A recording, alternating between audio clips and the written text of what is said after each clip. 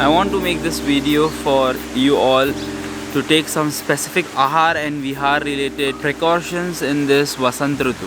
Vasant Ritu is considered to be the king of seasons. Also it brings a lot of kapha related problems. So we have to specifically take care of your kapha, because in the month of December, Jan and Feb, due to the extreme cold weathers, the kapha gets accumulated in the body, and in the month of March and April, after the sun comes out, this starts becoming liquefied. So due to which this kapha, which was first in the form like an ice, starts liquefying and starts creating lot of congestion, lot of blockages in our body. So that's why you must have seen that a lot of people get cough, cold, congestion, sinus related issues, pollen allergies, asthmatic attacks. All this increases during the month of March. So Ayurveda says, take care of your kapha during this time. Don't let it difficult for the body to create a balance. There are some specific things which you do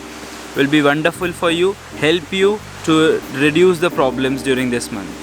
First is honey. If you have old honey, introduce honey into your day-to-day routines by taking at least 4 to 5 teaspoons of honey every day. It can vary from person to person, but minimum of 3 to 4 teaspoons can easily be taken. Take it in normal temperature water, don't take it in hot water. This will help you to reduce your kapha. Second is Sunthi.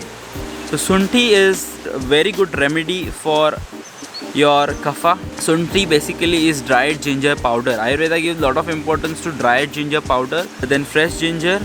So if you have that, you can buy that in the shop. Have 1 teaspoon of that in 1 glass of hot water, or you can put it in half a liter of water if it is too strong for you, and start having that before your meals, lunch and dinner. Third thing which you need to do is don't sleep during the daytime. Kapha increases drastically if you sleep during the daytime, so avoid doing that. Instead, go for have some meetings, meet people, spend time in gardens among nature. That will be wonderful. The fourth is don't eat oily, don't eat greasy, don't eat heavy substances. That is going to make kapha increase further.